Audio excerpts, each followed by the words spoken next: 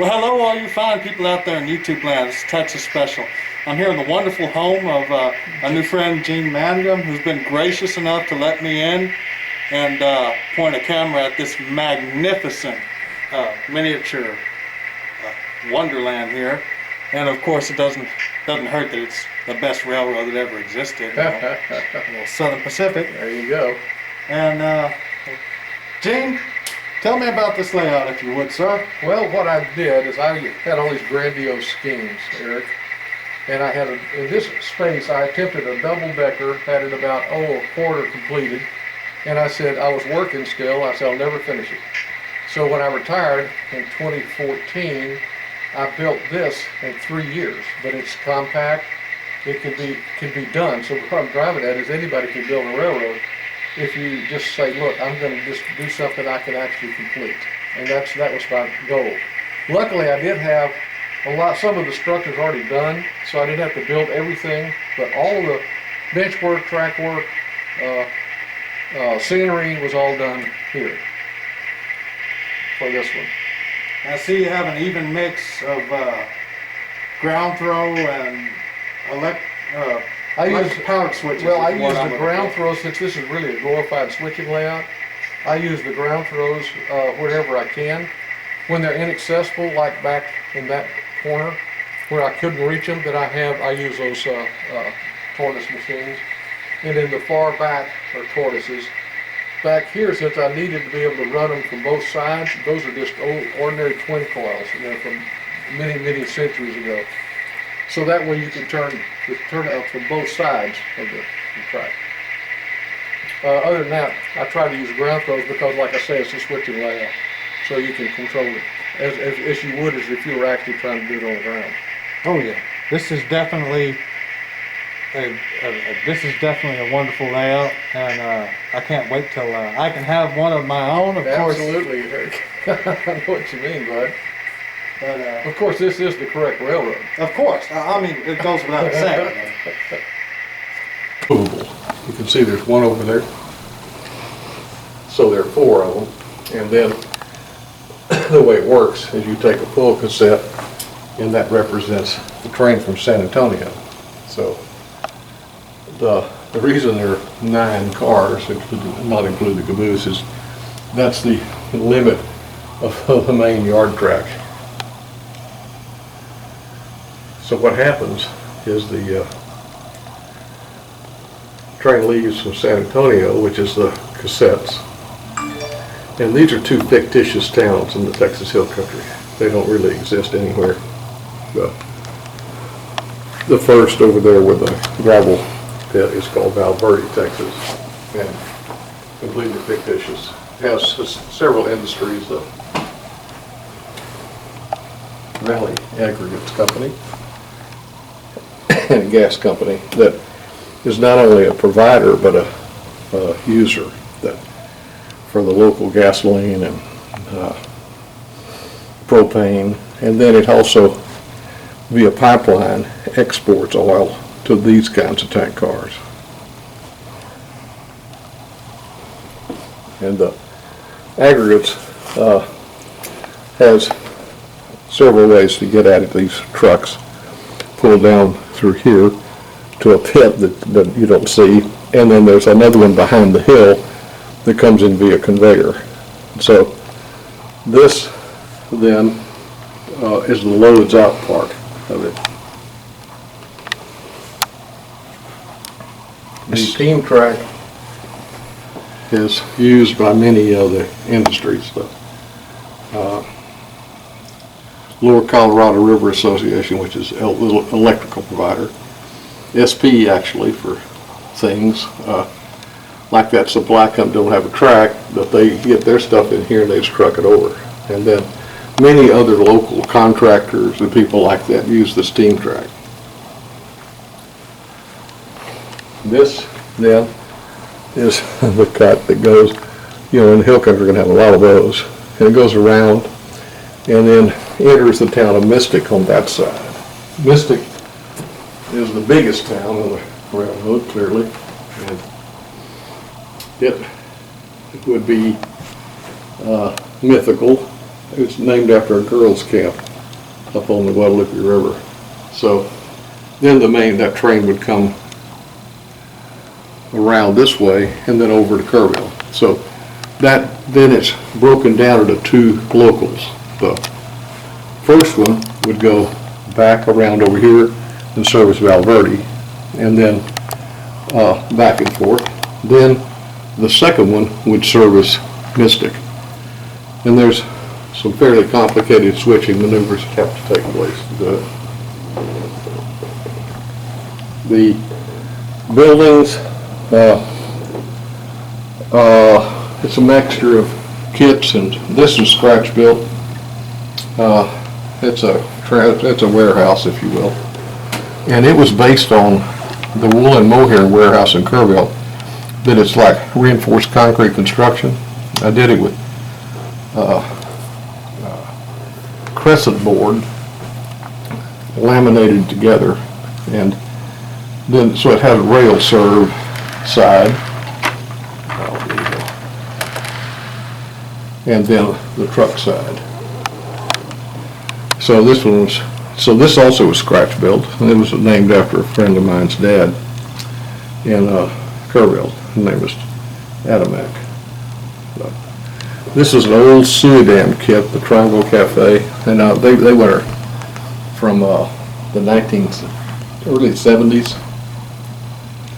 Several Campbell kits, the Produce Association and the brewery. This is kind of kit bashed. My wife's dad worked for Texaco, so I had to have a Texaco station. Our son has a fence business, so I scratch built that part for the fence. Likewise, the little pump station for the water. These are Walther's kits that I kind of modified a bit. These are some old ones from the 1960s, 70s that I were able to salvage and put in here as well. They're plastic kits. I love this depot scene. Yeah. So if you look, there's PVO, you can see the.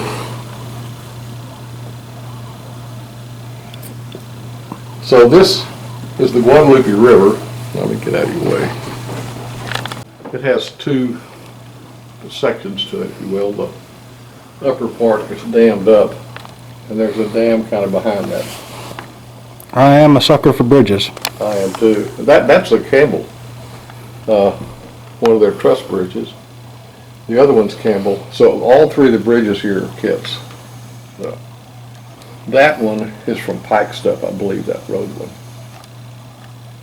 And I added that pipe along there for water to the more residential part of towns on that side of the river. Love all the details, the signs and whatnot. Yeah, I'm a civil engineer, so I couldn't help myself. You had to put all the road signs and guide signs. 87, I know that highway well. Yeah, but I think that it doesn't go, in my world, 87 comes from Bandera instead of from San Antonio. And then it goes toward Fredericksburg. And then 27 is the road that goes through Comfort and Center Point to Kerrville. And so this is 27 and this is 87.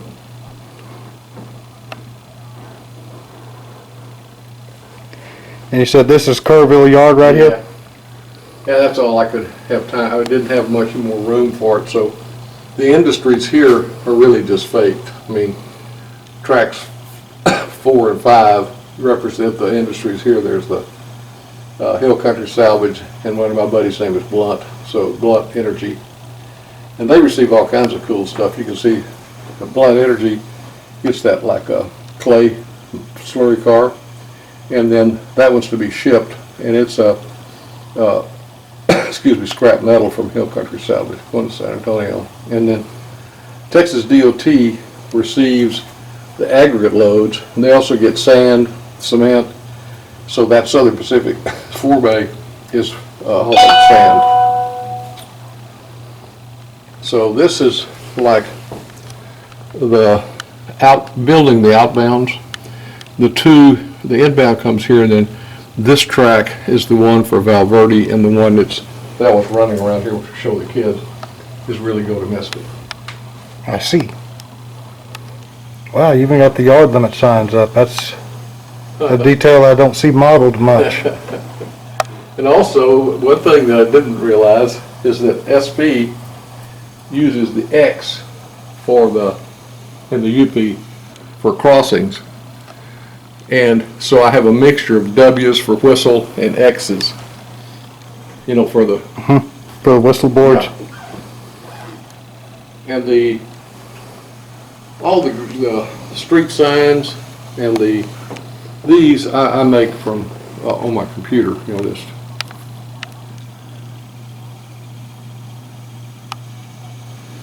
So it does show that there was one time a water tower for steam.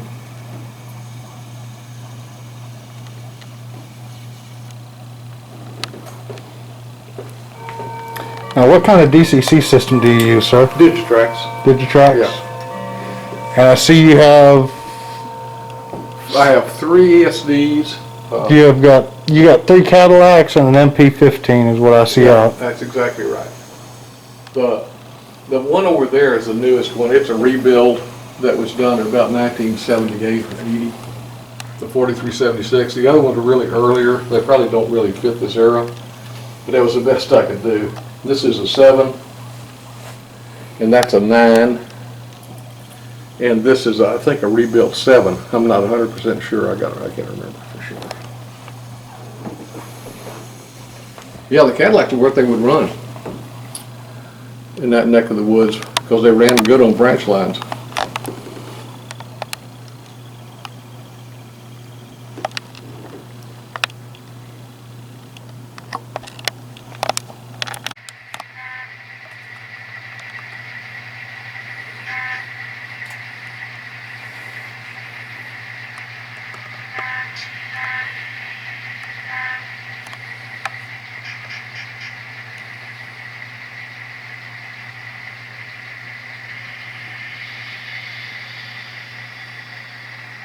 One.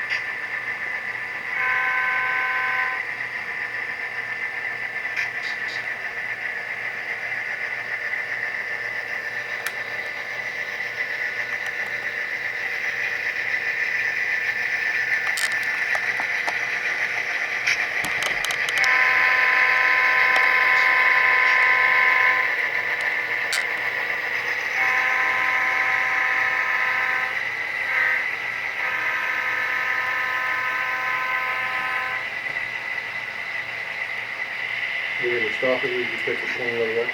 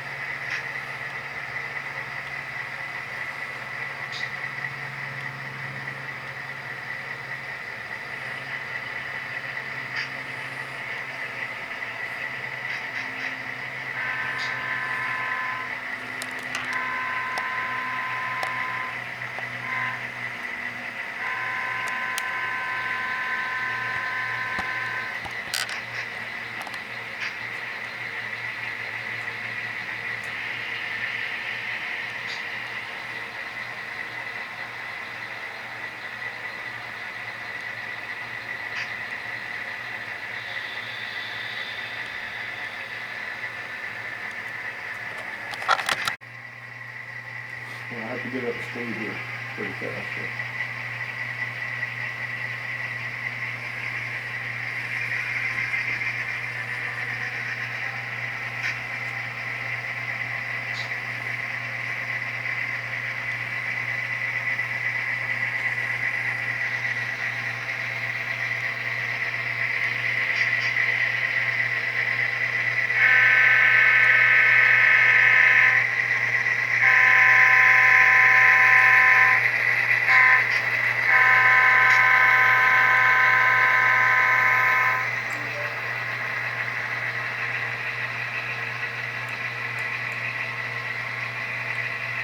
Yeah, I named the businesses, a lot of them after friends of mine that I went to school with.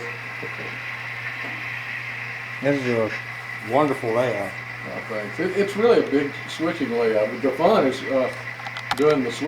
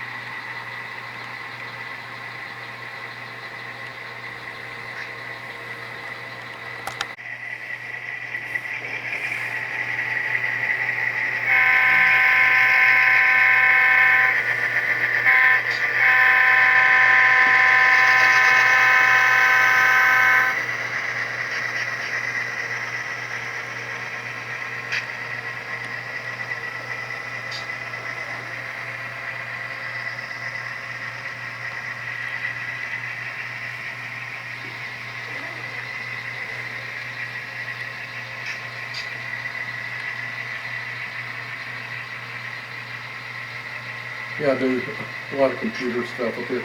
And I have like 12 sessions set up. The other ones are in those boxes over there. I mean, at one time, so when this one comes off, then this will go on, and then this guy will go over there into the boxes.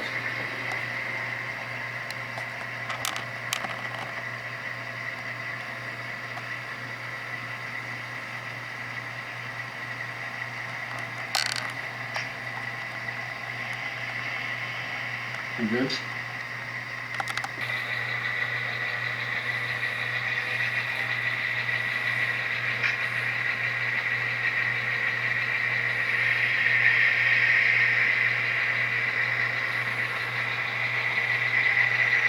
Yeah, when the Cargo branch was operational, but it started early. It was like 1890s or 1880s. Oh, yeah. And then they abandoned it like 1970. But in my world, it didn't get abandoned.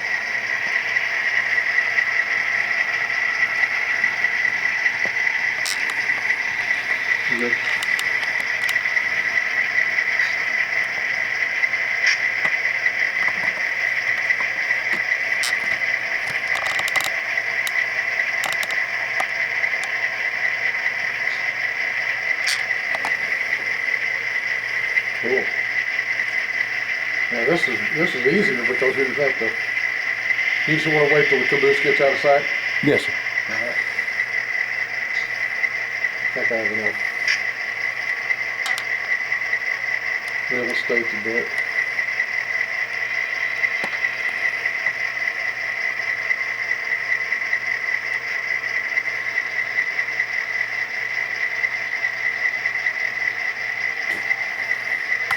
Yeah, 5 cabs per block.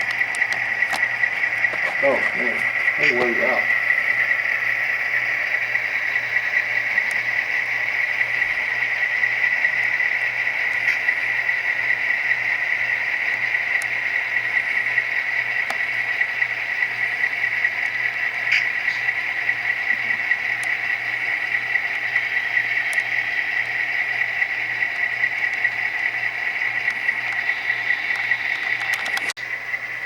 Thank you all for watching. Thank you for having me, sir. I greatly appreciate You're it. more than welcome, Eric. You gotta come back and we'll run it. Absolutely. Y'all stay safe out there. Happy rail fanning. Texas Special out.